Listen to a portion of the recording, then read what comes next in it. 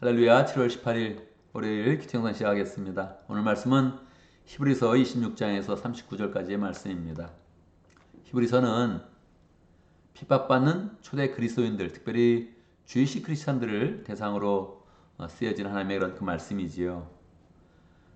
초창기의 그런 그리스도인들은 예수를 믿는 것 때문에 여러 가지 핍박을 당했습니다. 살기도 어려운데 신앙생활하면서 핍박까지 당하면 그 마음의 고충이 얼마나 크겠습니까? 그들을 향해서 예수 그리스도를 가르쳐 주면서 우리 주님이 얼마나 위대하신 분인지, 얼마나 탁월하신 분인지, 우리가 그 주님을 믿기 때문에 얼마나 풍성한 은혜로 들어가는지를 설명을 해줍니다. 이어서 예수님의 사역의 위대성을 이야기하고 이제 10장에 들어와서 삶의 그런 적용으로 들어온 것입니다. 우리가 예수님을 믿으니 하나님 앞에 담대하게 나아갑시다. 하나님과 친밀하게 지냅시다. 그렇게 이제 삶의 적용으로 들어온 거죠. 우리가 사람과 선행을 하고 모이기에 힘쓰는 사람이 됩시다. 그렇게 이제 위로하고 있는 것입니다.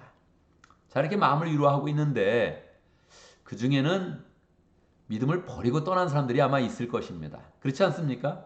우리도 주변에서 보면 신앙생활 같이 열심히 해야 되는데 그렇게 권면했는데도 불구하고 교회 좀 나오다가 그냥 믿음이 떨어져가지고 교회를 안 나오는 그런 사람들이 있지요.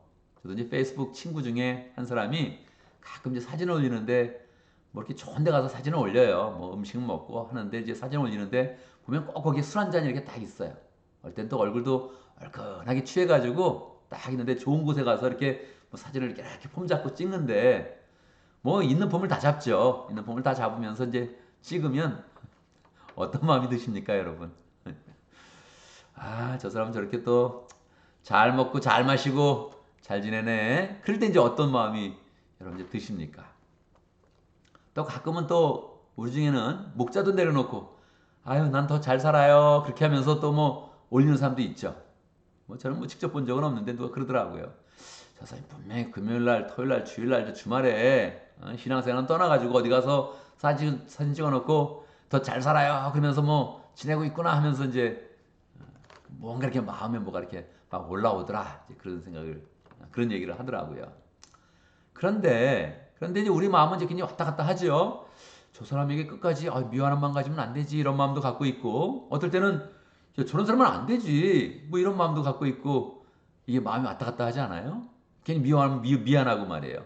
또 그렇다고 뭐 사랑하기는 좀 이상하고 저건 아니지 분명히 아는데 그런 마음이 들잖아요. 그런데 이제 우리는 이제 우리 마음에 그렇게 집중하지 말고 하나님은 어떤 마음을 가지실까? 그런 경우에 분명히 그때도 있었단 말이에요. 초대 그리스도인들 중에서도 핍박이 힘드니까 그냥 나 이제 그만 예수님 그만 믿을래요. 그러고서 유대교로 돌아가거나 그냥 로마 황제를 숭배하는 그런 사람이 있었단 말이에요. 그러니까 그 그리스도인들이 그 사람들을 볼 때 그 맞이는 걸 가지는 마음 그게 어떻겠어요? 마음이 왔다 갔다 하겠죠. 어떨 때는 미워하고 어떨 때는 아니다 끝까지 사랑해야 된다 미워하면 안 된다 막 이런 마음이 있었겠죠. 그러니까 그때 이제 하나님의 그런 그 마음을 봐야죠. 하나님의 뜻이 어떠한지를 분명히 봐야 되죠.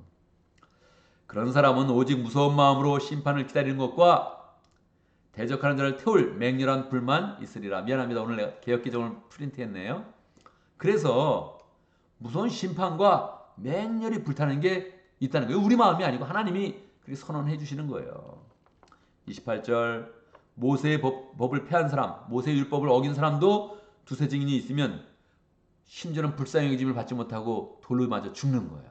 그런데 29절 하나님의 아들을 짓밟고 자기를 거룩하게 한 그런 언약의 피를 부정한 것으로 여기고 은혜의 성령을 욕되게 하는 사람 어떻게 된다고요?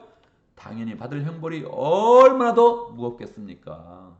여러분 믿음을 저버리는 거 그거 그렇게 하는 거 아니에요. 세상에선 조금 편할 수 있고 조금 거들먹거릴 수 있고 조금 더 뭐 잘 먹고 잘 마시고 있네 그럴 수 있지만 그거 그러는 게 아니에요. 그렇게 하면 정말 무서운 심판이 있는 거예요. 왜요? 믿음도 알았고 진리도 알았는데 그걸 버리고 그냥 가요? 그럴 수 없다는 거예요. 우리 마음은 아유 이거 뭐 저 사람을 끝까지 사랑해야 되나 아니면 그냥 미워하지 말아야 되나 아니면 미워해야 되나 뭐 이렇게 왔다 갔다 하는데 하나님은 뭐 명쾌합니다. 여러분 진리를 알았음에도 불구하고 믿음의 기쁨을 알았음에도 불구하고 그걸 버리고 그냥 세상으로 나가버린다고요? 그냥 뭐 다른 그런 유대교를 들어가고 로마 황배를 숭배하면서 그냥 뭐 편안한 그런 길로 간다고요? 여지없습니다. 맹렬한 불이 심판할 것입니다. 이거 하나님의 뜻입니다.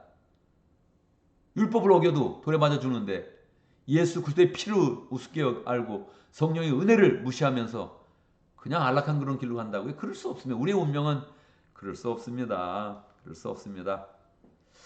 30절 보더라도 다시 하나님이 분명히 직접 심판한다 말씀하셨다. 그러니 하나님의 심판을 무서운 줄 알아야 된다. 그렇게 이야기하는 거죠.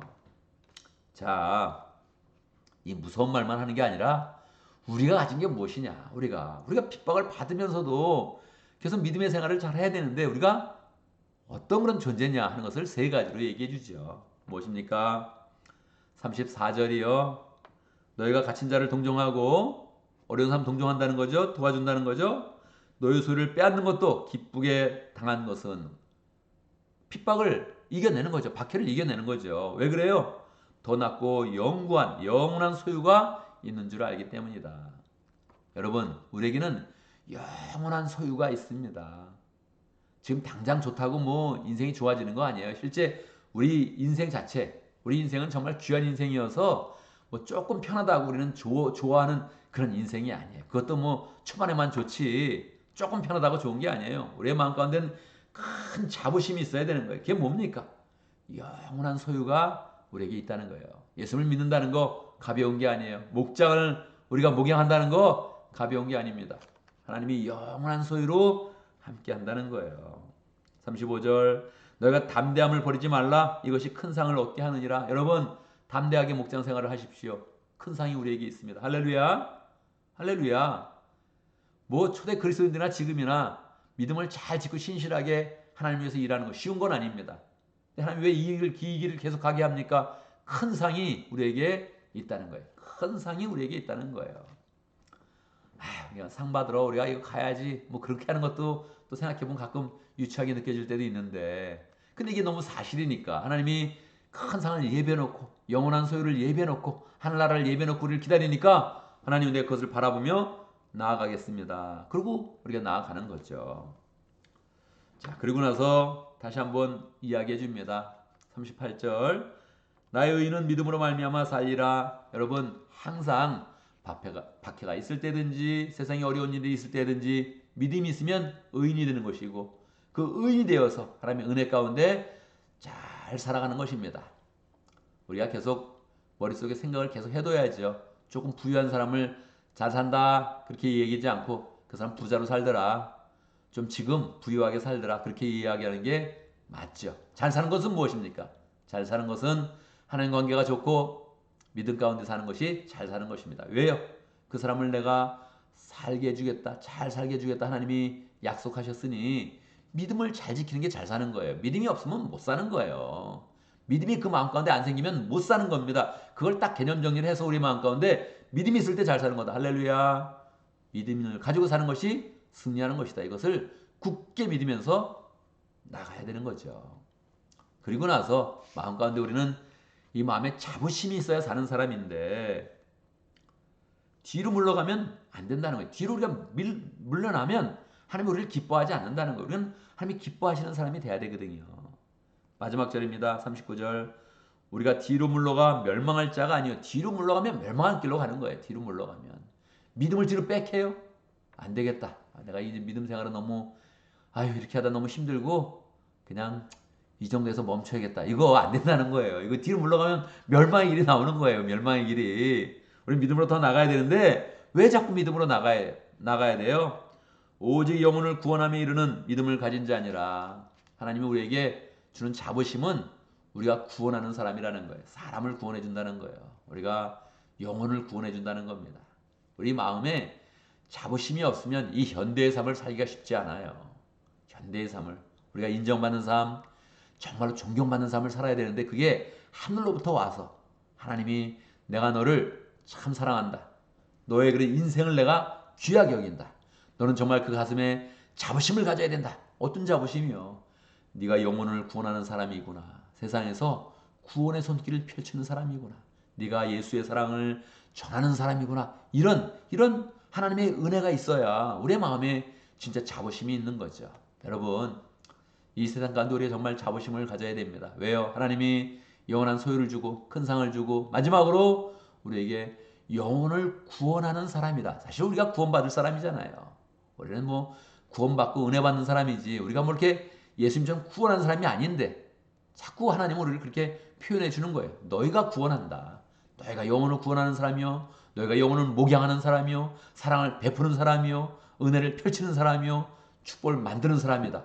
그렇게 이야기해 주니 우리 이런 그 마음 가운데 정말 목장에 대한 그런 자부심, 영혼을 사랑하는 그런 자부심, 내가 오늘도 목원을 돌아보는 그 자부심이 하늘로서도 인정받는 것인데 그 기쁨 가운데 우리가 잘 살아가야 되죠. 여러분, 세상은 자꾸 우리를 물러나게 하고 아유 이쯤에서 멈춰야 되나 이런 마음을 갖게 합니다. 그런데 다시금 말씀에 붙들려서 하나님이 인정해 주시고 하나님이 축복해 주시고 격려해 주시는데 그 은혜 가운데 내가 믿음으로 앞으로 나아갑니다. 나는 오늘도 영혼을 살리는 삶으로 나아가며 하나님이 예비해 주신 큰 상과 영원한 소유를 바라보며 나아가겠습니다. 이렇게 오늘도 승리하는 삶을 갖길 바랍니다.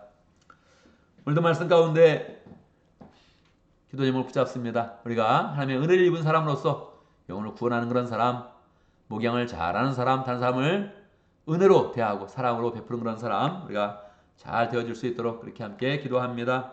오늘 목장을 위해서 기도할 때 어항 목장을 위해서 기도하겠습니다. 어항 목장의 최신의 목자님 위해서 기도하고 목원들과 유영준 선교사님 위해서 함께 기도하도록 하겠습니다.